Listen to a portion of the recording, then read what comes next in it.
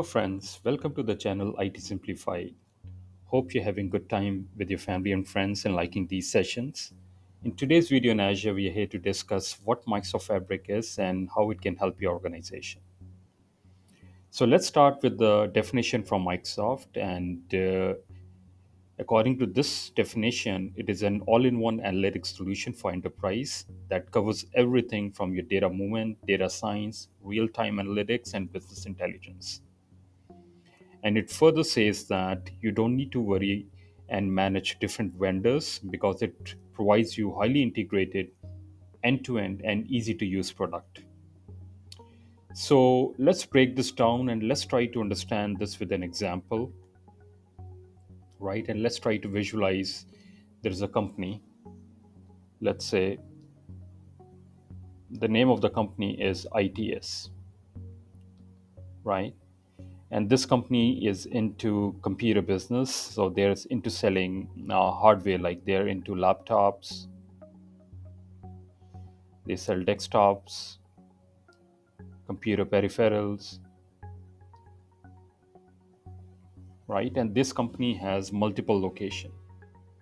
So it's a multinational company, and they have a location all across the globe.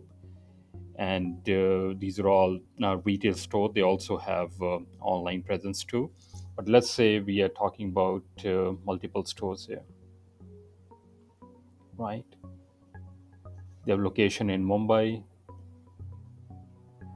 New York, Toronto, Sydney, right? It's a global company.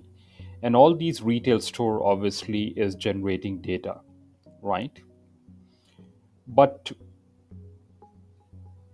in order to make use of this data, you need to have some sort of mechanism where you can create data flows, right? And why you need to create data flows, or why you need to actually analyze the data, let's try to understand that first, right? Because for any organization to thrive, what is their biggest asset? The biggest asset is their data, because everything revolves around this. It can be their sales data, right, which has information about what laptop, which SKU is selling more, right, which computer attach. Let's say, for example, somebody comes and buy a laptop, are they buying a mouse with that, or a keyboard, or a laptop bag, right? This is all part of the data. And when we talk about data, then we are talking about different expertise. We are talking about data engineers, right? We are talking about the data scientist, right? And then we also need to have a business analyst, right? All these different people, they can come into play when we're trying to deal with the data.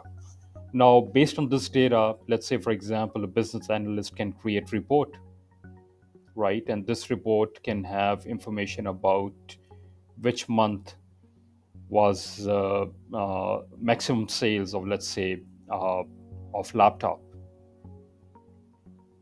And you can also further drill down into different categories of laptop. There can be a gaming laptop, the laptop which is for business purposes.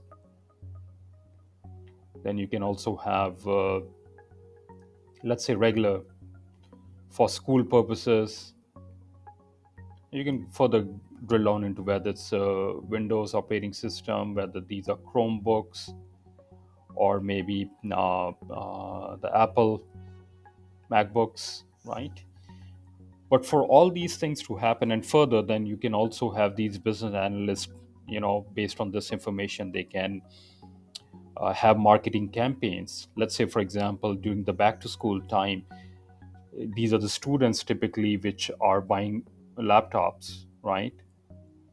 So you should have some promotion targeting or marketing campaigns targeting the students during back to school time. But the point I'm here to make is that, right, you are dealing with data, and you need to have some sort of mechanism where you can feed this data, extract this data, and that's where your data factory will come into play. These are all different services, right? And if you remember, if you have watched my previous video, when we talk about data factory, we are talking about ETL or ELT tools, extract, transform, and load, and extract, load, and transform, right? Because you need to have some source. So you need to create pipeline basically, right? Where you're extracting the data, and this data can be extracted from all these retail store. Then you need to transform the data because not every data is useful. So you need to clean it, right? And then you need to also load it to, let's say, to a Synapse data warehouse, right? And when you're transforming the data, as I said, not every data is critical, so you need to clean it. You need to use maybe Spark or Databrick, right? So these are all different services that we are dealing with when we're talking about moving of data from one place to another. So you can see that we have to deal with different services over here. How about having one interface where all these services can be managed just from one single interface rather than going through different windows? Now, on top of that, let's also taking this example of this company. You also have, let's say, sensors, right? So you have sensors. So maybe you can also track the traffic activity through these sensors. Like, what is the traffic?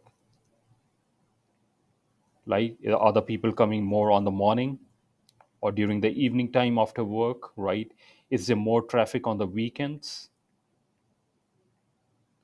or during the weekday, right? And if they're coming, what is are they typically males or females which are coming? Now this information can be really critical because another example can be of this is that you can have your staff accordingly. So let's say in morning the traffic is low, you will have less staff. Maybe during the weekends when you have more traffic, you can staff it accordingly, right? So these are some of the examples, right? So these can be example of real time analytics, right, where the data is being generated, and all these sensors, they are pushing this data by using let's say Synapse real time analytics. But the point here is that before, if you have seen and watched some of the previous videos on these kind of scenarios, you need to deal with different services from data warehouse to data engineering, data factory. Then you might also have to do with data science, right? What you can do is based on the data which is being generated through this, you can train your models.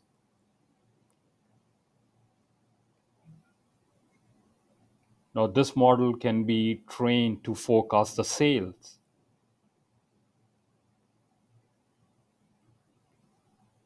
So there is a machine learning component to this, right? So you can understand, right, when we're dealing with large enterprise kind of customer, this can get really complicated if you don't have right solutions or right tools in place, and actually to manage them through one interface rather than in silos. It can be really challenging, and that's where, according to this, going back to the definition, as you can see, that's where Microsoft Fabric shines, because you don't need to worry about different vendors. Everything is provided you in one place. That's what Microsoft Fabric is. It's a end-to-end analytics solution for you, which brings all these different services from Data Factory, Synapse, Databrick, data warehousing, real-time analytics, all through one interface.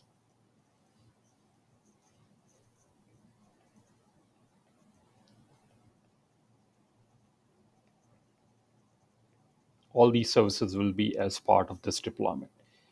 Now, there is also something else, and if you watched one of the video that I made on the Fabric, with Microsoft Fabric, we are dealing with different uh, series of SQs, right? Typically, these are all FSQs, because in order to do all these kind of stuff, you need to have some sort of compute. So these are all combination of your compute. So basically, CPU, RAM, And then ultimately, you need to store this data somewhere, right? And that's where the one lake will come into play. That's another terminology that you're going to hear. And actually, this is right over here, right? One lake. So basically, what is one lake? One lake is your one stop shop for storing your analytics data. And according to Microsoft, think of this as a OneDrive for your analytics, right? Now, what is OneDrive? OneDrive, as you know, is one of the Microsoft 365 service. And if you've been using, let's say, Office, right? Microsoft Office online, and you're storing your Word, Excel, PowerPoint, where your data is stored, it is stored in OneDrive. Now, if you're using Teams also in the back end, the storage which is getting used is OneDrive. Very similar to that, all these data, which is they will be stored in something what you call One Lake, right? So that's one-stop shop for you storing your all your analytics data. It is built on ADLS Gen 2, which is Azure Data Lake Storage. So if you remember that if you conventionally go and create a storage account, and let's say you're going to create a blob storage account, there is a small checkbox that you can check in order to create an Azure Data Lake Storage.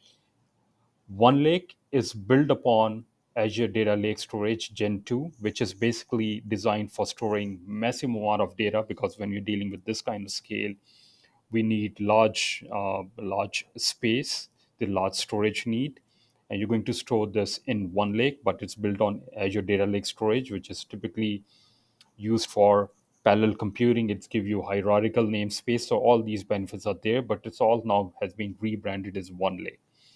And then you might also come across, a term what you call lake house. So if one lake is the place where you're going to store all your analytics data, so that's your storage space. Lake house is a type of data, right? You're going to store lake house, warehouses, and other types of your data within one lake, right? And this is a SaaS offering from Microsoft. So when you go and create, let's say, a Microsoft Fabric tenant, right? If you go and create a Microsoft Fabric tenant, one lake is automatically deployed for you, right? It's part of the service. But there is two separate costs for that. One is this what is the compute you're going to pick. It start from F2 and you go all the way up. In my previous video, I have showed you how you can combine the uh, workspace with these Microsoft Compute. You can go and check that video. But there are two cost component going to be. One is going to be this compute, and the other going to be the cost of the storage, right? Which is basically the cost of the one lake. So two cost component. But just to make it simple, one lake is a place where you're going to store all your analytics data. And the idea behind is that before that, there are a lot of duplication which was happening, right? And not to mention that you have to, you know, flip between different interfaces. But with this Microsoft Fabric, they are trying to solve this problem. They are going to give you end-to-end service in which you can manage everything, and you can have all your storage need under one platform, which is one lake. And all these different services, whether it's data factory, synapse, data engineering, warehousing, you want to do machine learning, you want to train your model, you want to have real-time analytics, and send these data from sensors. I just give you an example here. And then you want to use Power BI to create reports and share these reports. Everything is compiled under one. That's the whole idea about the Microsoft Fabric, right? And as I mentioned, there are two cost components going to be.